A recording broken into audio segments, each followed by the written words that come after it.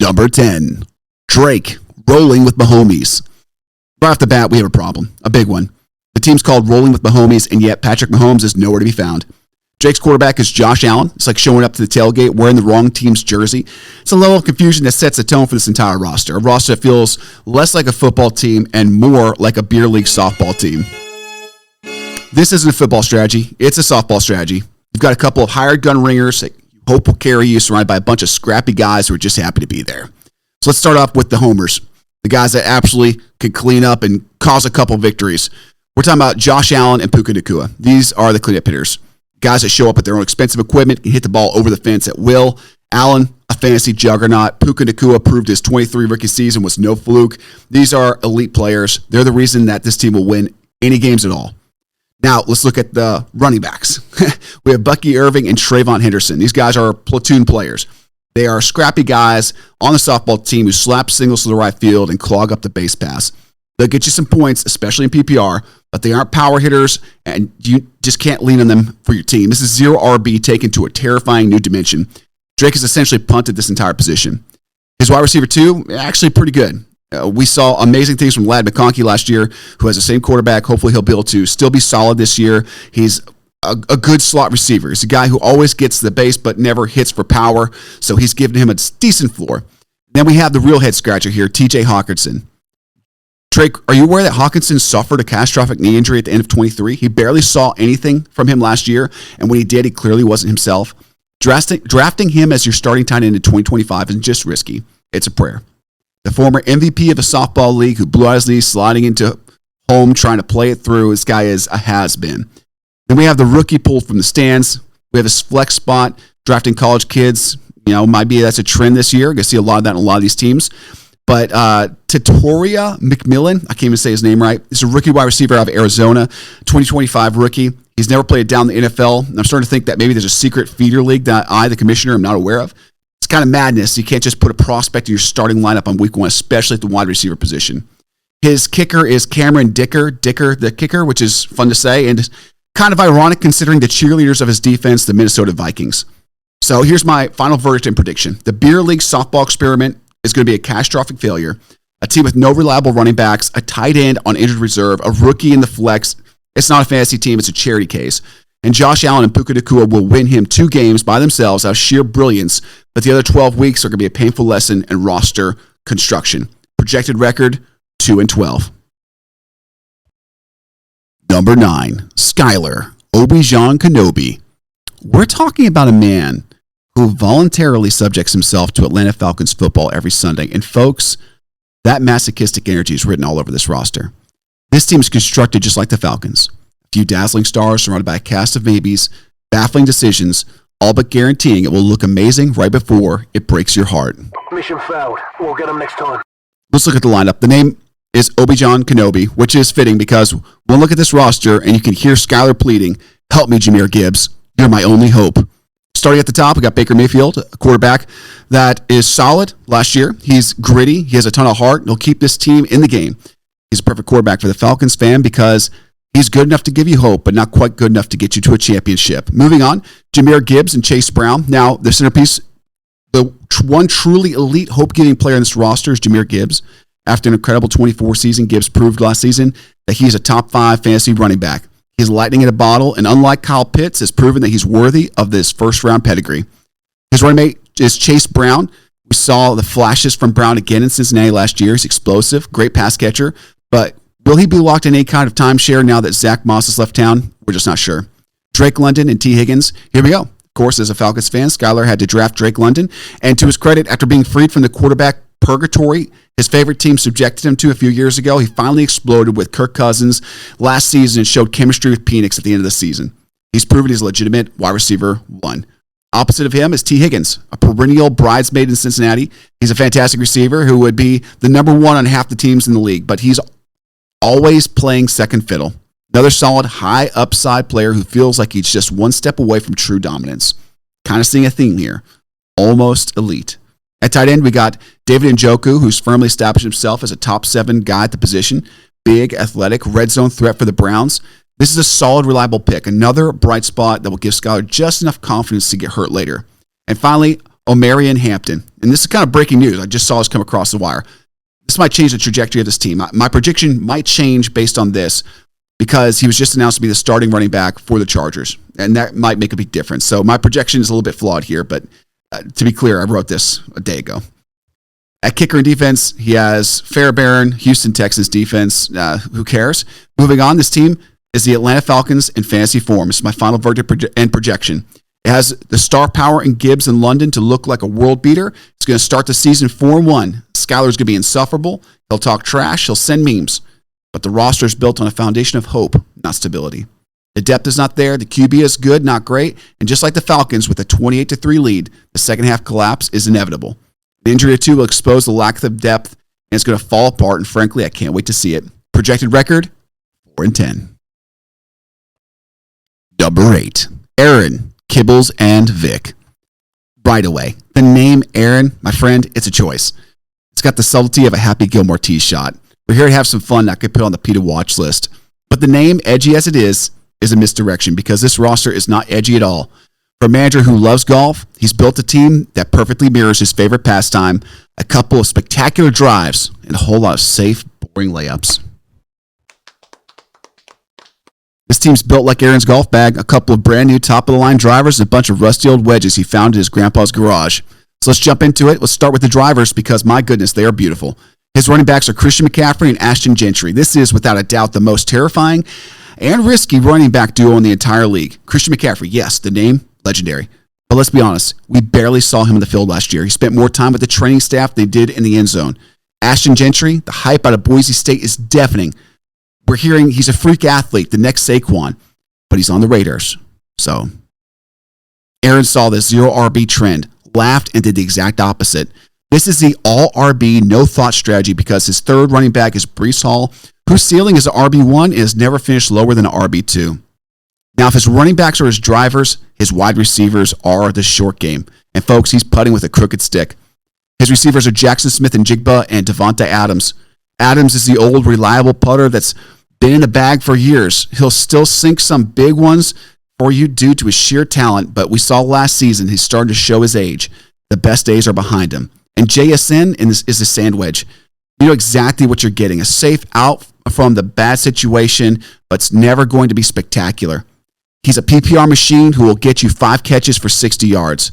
That's a fine floor, but on a team with this much invested in the run game, you need your receiver to have a higher ceiling. The rest of the roster is Aaron playing for par. Jared Goff at QB is the ultimate safe layup. He'll get you down the fairway. He won't turn the ball over. He's not winning you the hole on his own. Evan Ingram, a tight end, is the same story. A solid, reliable top 10 guy. He stacked Goff with the Lions defense. It's all so sensible, so boring. So what is Team Kibbles and Vic? It's a team that can drive for show, but I'm worried it can't putt for dough. And maybe the most variability in the league with his 2 top picks having giant question marks and the safe players having a low ceiling. I just don't think it will be enough to save him. This golf cart's headed straight for the sand trap. Projected record, 5-9. Number 7, Bryan, BJ43. The name itself sounds like a default username you get on a video game, which is fitting, because it feels like Bryan let the computer auto-draft for him while he was at a crap stable. The story is that he was in Vegas with his fiancée doing his draft picks during a show. I could just picture it. The acrobats are flying overhead. David Copperfield is making a tiger disappear, and Bryan is squinting at his phone trying to decide which running back's knees have more tread left on him. His draft strategy is a sight to behold. He went wide receiver for his first 4 picks, then running back for his next 4. A plan so rigid and bizarre, it could only be cooked up by a man trying to watch both his fantasy queue and a team of acrobats at the same time. At quarterback, he has Kyler Murray, a dynamic talent with a cannon of an arm and jets for legs. Of course, his fantasy success is always dependent on whether the NFL season conflicts with a Call of Duty Double XP weekend. Kyler is perhaps the only player in the league whose commitment to the virtual gridiron might be stronger than his commitment to the actual one. In a way, it's a fitting pick for a manager who was also focused on a screen while a major live event was happening right in front of him. Now let's look at where Bryan's attention clearly was for the first 4 rounds. Wide receiver. His starters are Jamar Chase, a rookie sensation, Brian Thomas Jr., and A.J. Brown in the flex. The Chase Brown combo is elite, champion level core. It's the one part of this draft where the pick obviously hit, likely before the appetizer specials ended. But while his receivers are in their prime, his running back room looks like it's about to qualify for an AARP discount. He's starting Alvin Kamara and Joe Mixon. In 2025, that's a high mileage, low ceiling duo. We saw it last season. They are entirely dependent on volume and touchdowns to have any value. This is a running back core built for 2021, not 2025. The rest of the roster is where the wheels completely fall off. And you can practically hear the show's intermission being announced. His tight end is Jonnu Smith, a complete afterthought. His defense is the Washington Commanders. These are not strategic picks. These are panic picks made by a man whose fiance was probably asking him to please put his phone away. But the single clearest piece of evidence that Bryan's mind was elsewhere, the smoking gun, is sitting on his bench collecting dust. We find Garrett Wilson. So let that sink in. He has 3 legitimate top 10 wide receivers on the roster and a massive gaping black hole at tight end. He created an impossible logjam for himself because he is too busy watching a magic trick to look down his own roster construction. It's the roster malpractice of the highest order. So, final verdict and projection, the sheer overwhelming talent of his 3 wide receiver ones dragged this team to 6 victories. Jamar Chase, A.J. Brown, Garrett Wilson will win him weeks by themselves, but the catastrophic lack of tight end and a running back core from 2021 will cost them the other 8. A perfectly chaotic, below-average team born from a distracted Vegas draft. Projected record, 6-8. Number 6, playoff contender, Dale, Tennessee Vols. Folks, this roster is the embodiment of the modern Tennessee football. It's built on a foundation of breakthrough highs, gut-wrenching lows, and a series of deeply confusing decisions that make you question the manager's loyalty.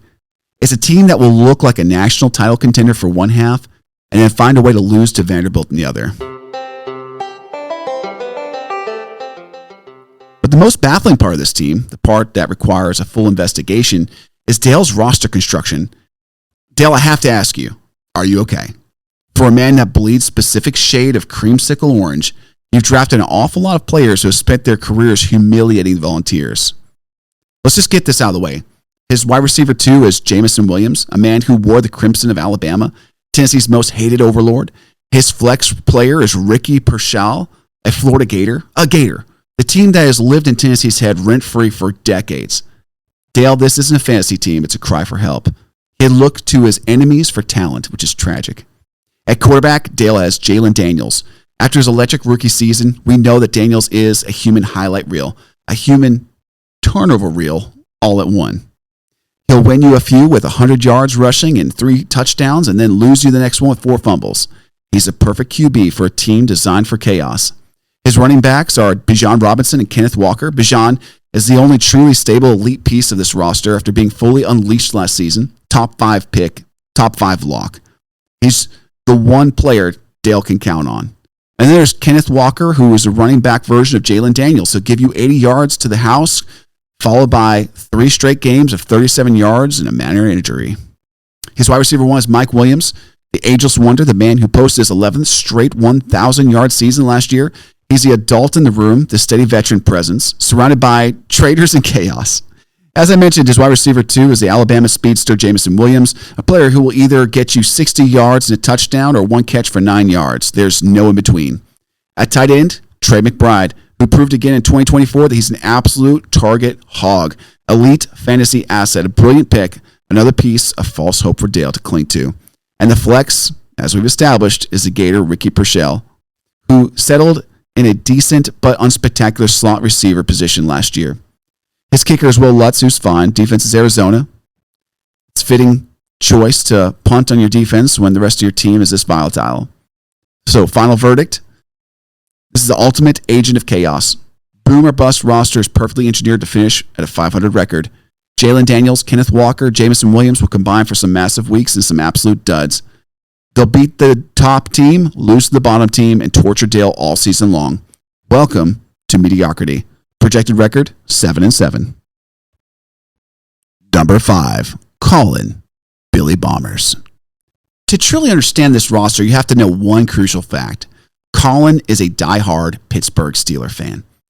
I say that because this team is a fascinating portrait of a conflicted man. It's a roster built on the talent of his most hated enemies, a fantasy team that must cause him a small amount of emotional pain every time he sets his lineup. It's a masterpiece of cognitive dissonance. Let's start with the foundation of his team, which appears to be built on pure, unadulterated treason. His quarterback is Joe Burrow, the leader of the Cincinnati Bengals. His running back is Derrick Henry, the heart and soul of the Baltimore Ravens. Star players from his two most hated division rivals are the guys he's counting on to lead him to glory. It's a classic deal with the devil scenario. He's traded his soul for a shot at the title. But just when you think he's completely abandoned his roots, you see his brilliant hedge. His wide receiver one is the newly acquired superstar Steeler, DK Metcalf. This is the one big safe concession of his fandom, the established star he can cheer for without guilt. And then you look at his flex spot, and it all clicks into place. It's the rookie running back Caleb Johnson, a Pittsburgh Steeler. This isn't a mistake. This is the move of a true believer. It's a pure-blooded homer pick. Collin is betting on the Steelers' legendary ability to develop running backs, securing what he hopes is the future of the franchise's ground game. He's got the present in DK and the future in Caleb. It's his emotional anchor in a sea of rival jerseys. And of course, this all makes sense when you remember the Steelers had to trade away George Pickens, who now plays for the Cowboys. Collin couldn't trust the homegrown talent, so he drafted the big-name acquisition and the brand-new rookie, hoping one of them finally sticks. The rest of his roster continues the theme of outsourcing talent. He's got Travis Kelce, a star in for the Chiefs, powerful running back Josh Jacobs. It's just a collection of studs from every team but the one he claims to love. Final verdict and projection. The old guard has enough left in the tank to be a problem. The floor in this team is just too high. Burrow, Henry, Jacobs, and Kelce will grind out victories against the league's weaker opponents. It might not be pretty or explosive, but this veteran-laden team is a lock for winning record and a playoff berth. Projected record, 8-6. Number 4, Josh Bromphia. For those of you that don't know, a Bromphia is a type of long, heavy-bladed sword. It's designed for massive, powerful overhead swings, which is a fitting name because this team is a definition of top-heavy, with all of its firepower at the top, and well, we'll get to handle in just a minute. More importantly, this is a team of a Kansas City Chiefs fan. It's painfully obvious Josh didn't use a draft kit. He used a game day program from Arrowhead Stadium. Let's start with the quarterback. With, you guessed it, Patrick Mahomes. The best quarterback on the planet, the cornerstone of the Chiefs dynasty, and of course, Josh was going to draft him. It was probably the only name circled on the entire draft sheet. There's really nothing to analyze here. He's a fine quarterback. He got him at a great round. The rest of the lineup, let's go and put all the homer picks together. His RB1 is a human bowling ball, Isaiah Pacheco. His kicker is Harrison Butker. And every fan is still obsessed with that one that got away. His flex is Tyreek Hill. Josh is basically trying to recreate the 2022 Chiefs in his fantasy lineup. It's touching in a sad, I can't let it go kind of way. Now, with all that being said, I had my fun, but I have to be fair. The pass catchers on this team are absolutely terrifying. His wide receivers are CeeDee Lamb, Nico Collins, and Tyreek Hill in the flex. His tight end is George Kittle. Let me say it again. Lamb, Collins, Hill, and Kittle. This is without a doubt the most disgusting, unfair, and downright disrespectful collection of pass catchers in the entire league. After both proved their elite status in 24, CeeDee and Nico are arguably two of the top 5 receivers in football. Tyreek Hill is certified wide receiver 1 with a wide receiver 2 floor. His team's third best receiver is literally Tyreek Hill. And Kittle can win you a week from tight end spot on any given Sunday. This part of his roster is solid.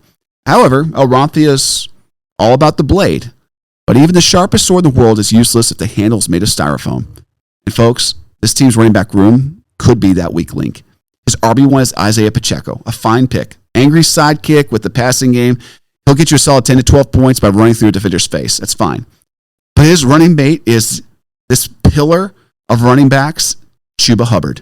He did have a fine season last year, but Hubbard has finished outside the top 30 running backs 3 of the last 4 seasons. The pedigree simply is not there. A few bad games, and this guy would be replaced. So my final verdict and projection, this is the definition of glass cannon. Passing attack Mahomes, Lamb, Hill, Collins, and Kittle is a nuclear weapon. He's going to win a lot of games. He'll score 200 points in one week and lose with 90 the next. Projected record, 8-6. Number 3, Klain, Iron Walnut. Honestly, I don't know what that name means. Is it supposed to sound tough? Because all I can picture is a woodland creature struggling to open its lunch. It's the perfect name for this roster, though. Hard to crack, but ultimately not very threatening.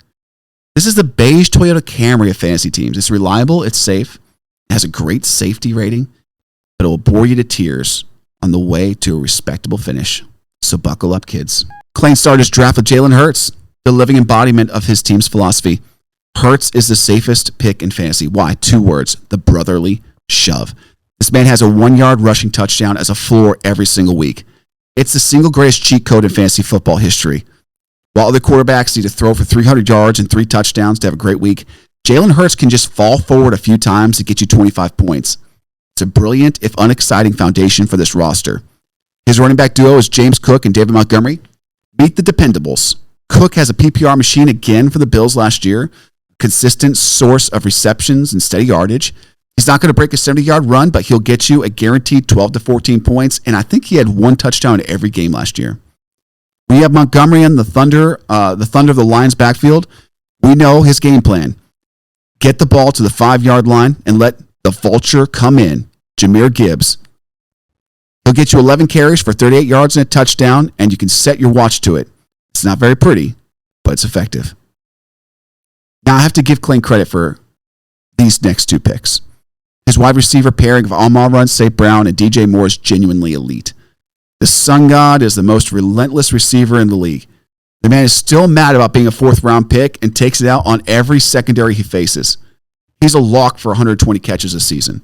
Then you have DJ Moore, who, after years of being wasted, finally got his franchise QB in Caleb Williams last season. The result was exactly what we predicted, a top 10 fantasy season. This is an incredible high-volume, high-floor wide receiver core. It's a beautiful polished chrome bumper on an otherwise very sensible sedan. At tight end, Klain made one truly exciting pick, Brock Bowers. We saw the flashes last year. For a rookie tight end, he was incredibly productive and showed why he was a cannot-miss prospect. Now entering year 2, he's primed to make the leap into a truly elite tier of the position. This is a fantastic pick that shows Klain might have a spark of ambition hidden deep inside of him. This is the pinstripe detailing on the Camry. Nice touch. But then we get to the flex spot, and we are snapped right back to reality. Jerry Jeudy, of course. Jerry Jeudy is the patron saint of the Iron Walnut philosophy. For years, we waited for the breakout that never came. Then he went to the Browns last year and settled into his final form, the human embodiment of 8 fantasy points. He's never going to win you a week. He's never going to lose you a week. He'll get you 4 catches for 52 yards. That's that. He's a perfect, unseasoned, boiled chicken breast of a flex player. And to top it all off, Klain has stacked his kicker, Tyler Bass, with the Buffalo Bills defense. A kicker defense stack. How wonderfully practical. How painfully risk-adverse. It's the fancy equivalent of wearing a seatbelt and suspenders at the same time. Final verdict and projection. This beige Toyota Camry of our league will reliably and safely drive its way to a top 3 seed.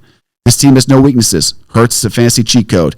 The wide receiver duo of St. Brown and Moore is elite. It's a high-floor machine built for regular season success. It's boring, but it's incredibly effective.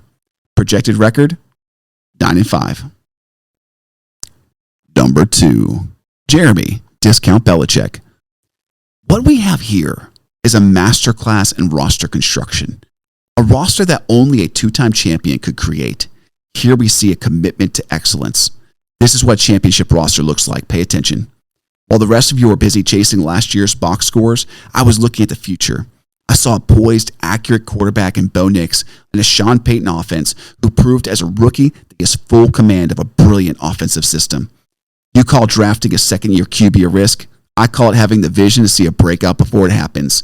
Champions are built on foresight. And this isn't complicated. It's about acquiring elite talent. I got a top 3 running back in the league in Saquon Barkley and put him in a perfect situation. And then I paired him with the single most explosive player in the entire NFL, Devon Achane. It's a combination of raw power and terrifying speed that you simply cannot game plan for. So good luck. No fluff here, by the way. Just pure production. I drafted a proven alpha and Malik Neighbors, who demanded a massive target share from day one as a rookie. Then I added a savvy professional stud in Terry McLaurin, who churns out 1,000-yard seasons in his sleep. One is a rising star, the other one is a pillar of consistency, and both are winners. And here is the advantage that separates the contenders from the champions. My tight end is Sam Laporta, the best in the game. It's an automatic 10-point head start I have over most of you in every single week. It's not luck. That's building a dynasty with dominant players at every position. In my flex, I have Cortland Sutton. He just happens to be the favorite red zone target of my ascending young quarterback. It's called synergy. Some of you should look it up. We don't hope for points from our flex spot. We expect them. Cam Little, Green Bay Packers, competent, reliable, no weaknesses. We don't have holes on this roster. That's right. My team is finely tuned instrument of destruction, a perfect blend of proven elite talent like Saquon Barkley and Sam Laporta with the league-winning upside of Devon A-Chain and my rookie studs. While other teams are playing checkers, I'm playing championship chess. This is a team built not just for the playoffs, but for the parade. Projected record 10-4, carved in stone. Number 1, Carl. Go Patriots. And so we've come to the end. We've waded through the league's collection of homers, gamblers, distracted drafters. We've reached the summit, the final team to face judgment. This team belongs to a lifetime manager and diehard Patriots fan, Carl, and his team, Go Patriots. And folks, when I looked at this roster, I had to smile because this team is a masterpiece of emotional hedging. It's the brilliant work of a man who knows the potential pain of a rebuilding season for his favorite team and has decided not on my fantasy team. You see, for a roster named Go Patriots, it has a distinct lack of starters who are, well, Patriots. Instead, Carl's wisely separated church and state and assembled a collection of superstars from nearly every other powerhouse in the league. This team is everything the 2025 New England Patriots hope to be someday. It's explosive, high-scoring, has a legitimate chance to win. Let's take a look at the juggernaut that he's built. At quarterback, we have a dynamic Lamar Jackson, who he's cleverly stacked with his favorite target, elite tight end Mark Andrews. A star QB and tight end from a competent, well-run AFC franchise, the Patriots could only hope. His running backs are Jonathan Taylor and Kyron Williams, two absolute workhorses. After both had fantastic high-volume seasons in 24, this is arguably a top 3 RB duo in the league. They're powerful, reliable, and can carry an offense. At wide receiver, he has Justin Jefferson. Justin Jefferson, the undisputed best receiver in the game. A foundational piece for any championship caliber team. His wide receiver 2 is Deebo Samuel, the league's preeminent wide back. He's a yards after catch monster who runs with the power of a linebacker and, let's be honest, has the physique of a linebacker. He's a bowling ball with feet, a truly unique weapon. And at flex, Jalen Waddle, explosive playmaker from the Miami Dolphins, proving once again when it comes to fantasy, all team loyalties go out the window in the pursuit of a title. His kicker is Jake Bates, and his defense is the Pittsburgh Steelers. Just more solid, reliable, big-time performers. I have to give credit where it's due. This roster is a juggernaut. It's a machine without flaws, stacked from top to bottom with elite talent at every single position. It's a clear-cut regular season favorite. Carl has successfully escaped the misery of his real-life fandom by building a fantasy monster. This is the villain of our league, the final boss. Projected record, 11-3. A championship favorite.